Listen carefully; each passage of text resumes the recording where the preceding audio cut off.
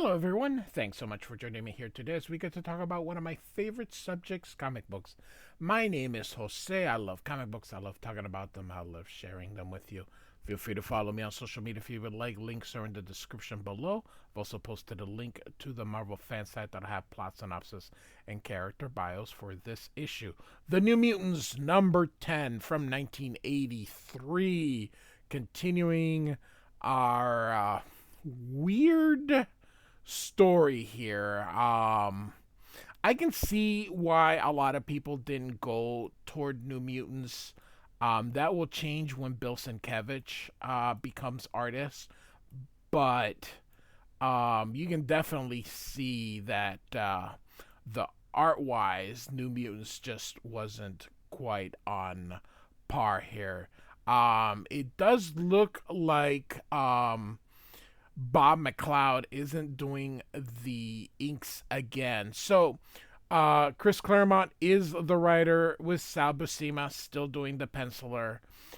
We have Tom Mandrake, who is a penciler in his own right. And then the rest of the X-Men team is here. Glynis Wein, Tom Orzechowski, Louise Jones, who will be Louise Simonson, and then Jim Shooter is still editor-in-chief here. So, I have a playlist. It's the best way to simply, if you miss something, I have a New Mutants playlist. I have an X Universe playlist where everything related to the X-Men is in there, from classic X-Men, Uncanny X-Men, New Mutants, oh, Avengers Annual 10, Marvel Fanfare, the Wolverine Limited Series. It's all in there. And then I also have an X-Men playlist, so where the X-Men are by themselves. So, all right, here we go. The New Mutants are in this new Rome, and look at this. Very, I don't know, very, very, I don't know. It's very cool. So, um, if you remember from the previous issue, they had been given a pardon here. This is a society that is hiding, still with the Roman culture. Um, it's kind of cool as far as the idea of this. Of course, they would have evolved like anything else. They wouldn't stay like this for 2,000 years doing the exact same thing that the Romans did. Um, Societies do tend to evolve.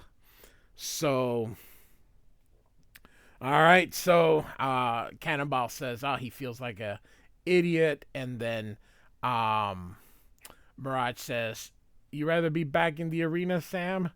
And Cannonball is like, "Nope, I'd rather be home." And Wolfsbane is like, "Wouldn't we all?" Of course, the senator Marcus Domitus Gallio or Gaggio. I don't know. The double L normally has a J sound. So, "I am a hero," he says, "the man who brought to Rome the living representations of our most revered deity. The mob loves me."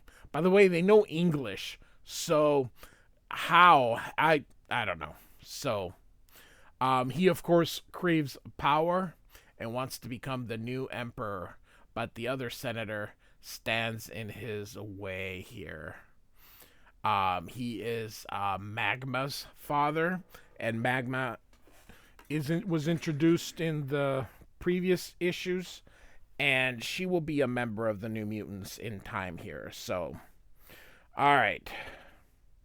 Cannonball says, "Hey, Bobby, catch the look Senator Gallio's exchanging with the fat guy on the steps.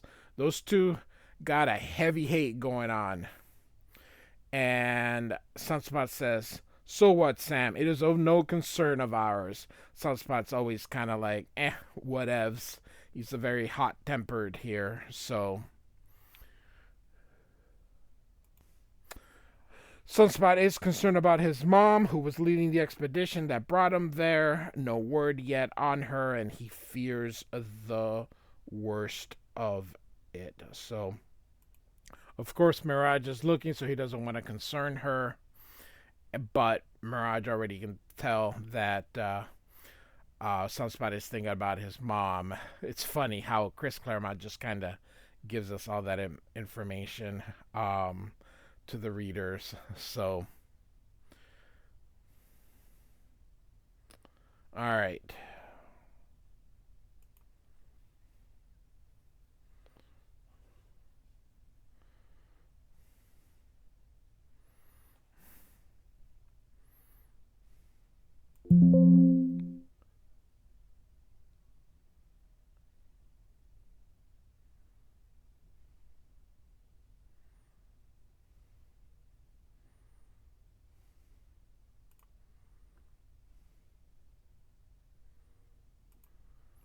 And so the senator says, "The palace is yours. I trust you'll find it sufficient for your needs."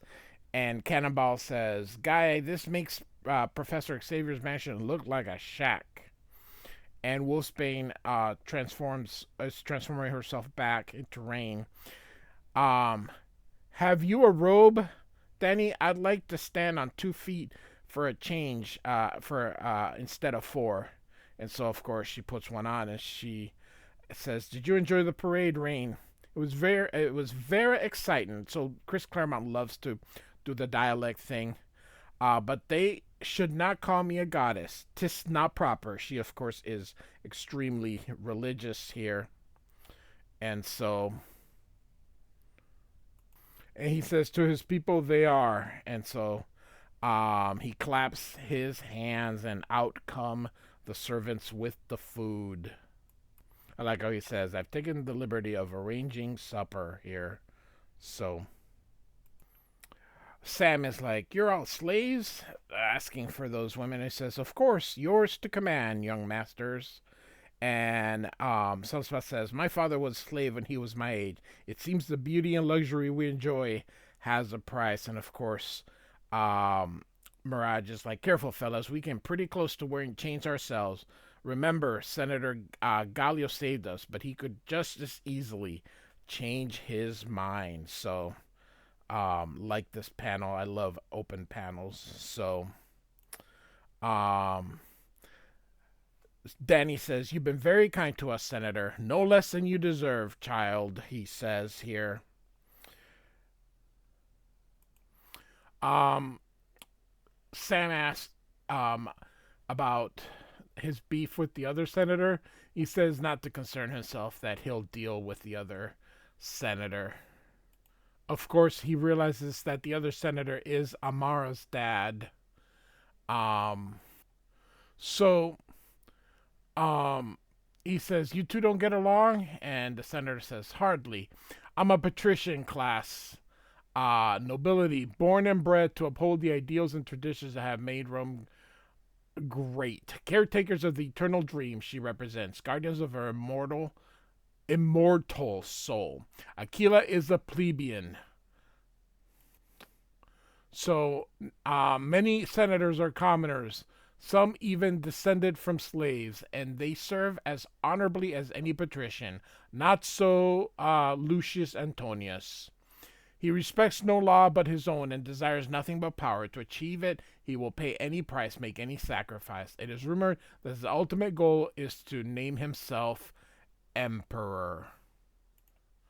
And Sam knows that the guy's lying, but he's gonna follow the lead of Mirage, who is kind of playing along with him. And he's like, "Gosh, sir, that ain't what Amara told us. She said her father led the Republican Party." Again, Republican in the Roman sense of Republican, not Republican as in Republicans and Democrats in the United States political system. And Wolfsbane is like, "Why should we believe anything she says, Sam? She's a liar and a sneak." And Sam's just quite surprised. And um, Danny's like, "Rain, what's the matter with you?" And she thinks, "Yeah, I've never seen her so upset. She's been on Amara's case from the start, but why? Is it something between the girls or between Rain and Sam?" So, and of course, the senator says that Amara's doing anything to protect her father. So, All right. So I'm kind of just gonna narrate a lot of these just because they're so wordy, and so I otherwise these videos can just be so long with all the words Chris Claremont puts in. So he basically says, "Hey, she wasn't there. Of course, she wasn't there because he had her removed because of Celine. So and says it's because the father had her removed here, and Rain's like, yeah, we're on your side. So and he says, a noble gesture, Lady Rain, and much appreciated. But I forget my manners. It is late, and the day has, I'm sure, taken its toll on you. I will keep you from your beds no longer. Sleep well." And they're like, same to you. So, and Bobby's like, at last, and he breaks that thing out. Um, so, and then of course we get exposition, his power and such. And so he said that those armors are stifling. And he says, "Wake me up in a week, preferably with a kiss." So, and then Sam wants to know about Wolfsbane, why she offered up his help. And then she's like, without consulting them, and she's like, "Why shouldn't I have?"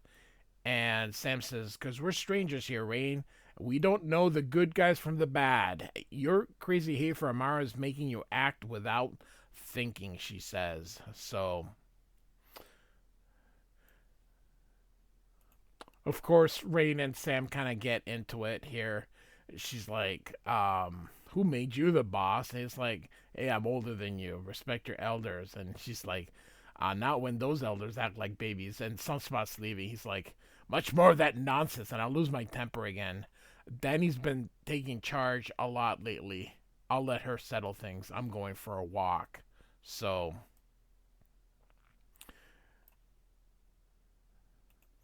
he thinks she makes a better leader than I haven't the patience. My solutions to an argument is to punch someone. And the lady here is, does she require anything? He require anything? He says, "Nothing, thank you. I can make ease your sadness, master. Leave me, please. I just want to be alone here." So, and so we're gonna just have a quick thing about everything that's happened. Again, I have a playlist. This is from um his dad's girlfriend who was killed, and then Karma, who they believe to be dead, but she's really not dead. So, and then he blames himself for his mom. He believes his mom is also dead, and then he starts to cry and says, "I wish my dad was here." He says the two are more friends than they are father and son. And then he sees something commotion in the plaza, and he's like, "Blessed saints, it's impossible. The woman with red hair, is she my mother? Dear Lord, let it be her.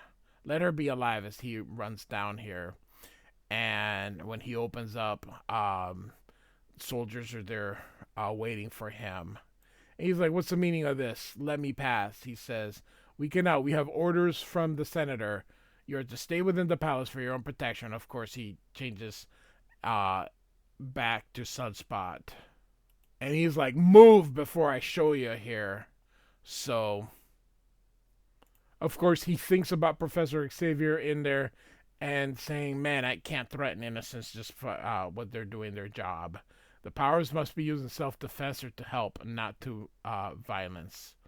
And so he apologizes and walks away, and the guy's like relieved that otherwise they would have he would have taken care of them. So, and so later that night, Danny's gonna use her powers to um, distract them, and they're like uh, going to the pretty ladies, and you can see Danny uh, behind them. Of course, half the city is Inca, so because she is native, she says she should be able to blend in, but there's behind her is a hand and grabs her. So we don't know yet, but here's Rain sitting down, And Sunspot asks her if she plans on sitting there all night. And so she says Danny should have returned by now. And wonders if something should happen, if she should go find her. And Bobby says, she can take care of herself, and kind of rubs her hair. And she's like, stop it, that tickles here. And so she's concerned. She feels, because she's very religious, she feels as though she's committing sin by pretending to be a god. And Sunspot is consoling her that nothing that's happening is really her fault. They notice behind the drapes, or he notices that it's moving. You can see these two little things here, and then a gun, blam. So, and it grazes him. Of course, he's about to fall off, and here comes Sam to use his powers to catch him before. And Wolfsbane turns into a wolf, decides to go see who the heck it was. And of course, it is, oh my gosh, the guy from the boat. Sam asks for a doctor for Sunspot, but Sunspot says that he's alright here. So, and so of course it's Castro here. Sunspot blames him for the death of his mother. The senator says he'll take care of it, and asks who sent to kill the children. And he says, save it, pig, you'll learn nothing from me. And he says, well, we'll let Roberto deal with you. He says, no, I'll talk. It was Senator Lucius Aquila. Of course, we all know, if you remember from the last issue, that he's working for him. So, and he says, proceed to the senator's house, arrest him. And the centurion's like, at once. And so Danny wakes up and realizes that she's kind of dressed like in a bathing suit of some sort. And she sees Amara and another girl here. And they're drugged as well. And she asks her if she knows where they are, and which Amara says, I have no idea. And he says they're there to be sacrificed. Watch the Indian brethren at it. The slightest moves kill her, he says. So, and so they're going in there. She's a little too woozy, so she can't use her power very well. Of course, this is all because of Selene, who will be a big player in the next round of X-Men with the Hellfire Club. So, and so this is the Cult of the Fire here. I don't think Brazil is volcanic, so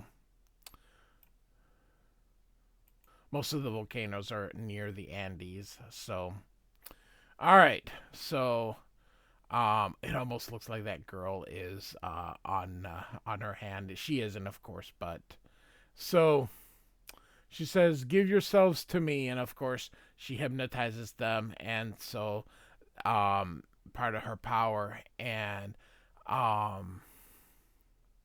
Danny's like, she's trying to summon her power to see if she can wake her up, but it is not working. I love the screen tone being used on the smoke.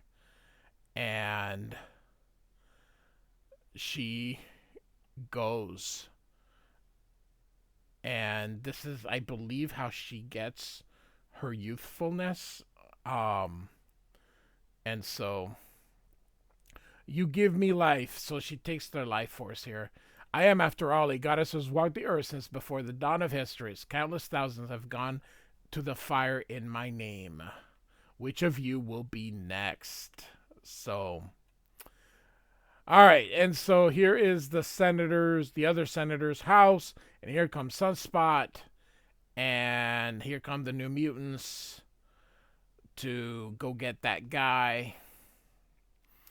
And so this guy's like, stay by my side, Lady Rain. And she's like, I should be with my teammates, and the risk is too great, the other guy says. So, all right. And so they see that they're going to try to kill him, so they interfere here. And they're like, hey, we got him. We don't need to kill him. And so, of course, they come in and he's like, curse those interfering youths. He says, you'll be dead once the Senate condemns you for high treason. The evidence is overwhelming. He says, lies and forgeries. It is you who would betray us to the outside world. Would you see Rome destroyed simply to further your own ambition? And he says, even were that so, there's nothing you can do to stop me. You're beaten. I have won. Rome is mine to do with as I please. Take him away. But we now reveal here that Sunspot does know Latin. He's kept it a secret. And he goes, I think I've made a mistake and I've got to tell Sam about it. So now we go up here and we see that they're going to do the same to Amara. And finally, she uses her powers and makes these guys get off. So she's going to climb all the way upstairs. And so takes Celine by surprise here. But of course, Celine is quite strong. That is a long arm. She's like, you should have fled while you had the chance, youngling. I am proof against your mind tricks. We are kin, you and I, of the same blood. I sensed it the moment I saw you in the arena. Now I'm certain, for countless generations, I have wandered the earth alone, believing myself to be unique, a different, better breed than humans. You and your companions have shown me that I am not alone. Of course, she means the mutants.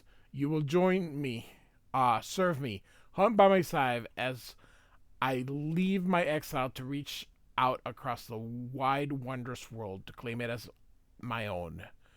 And so everybody just wants to take over the world here. And so you can see here she is being what would you say, taken over by the future Black Queen. And so Amara wakes up, murderer, murderess. And so she jumps and she smacks her and down she goes. And suddenly there's a huge earthquake here. They're like, the ground often shakes. We're used to it, but rarely with such violence and never without a warning. What does it mean? And all of a sudden, magma. Behold your folly, demon, and your doom. The child you thought slain has been reborn, made one with the molten heart of the earth itself. And in the name of the countless victims, we shall have vengeance. Next, magma. Good panel here. So, all right, New Mutants number 10, written by Chris Claremont, penciled by Sal Buscema, and inks by Tom Mandrake. There we go, on the hero here. Like and subscribe. I do thank you for listening. Goodbye.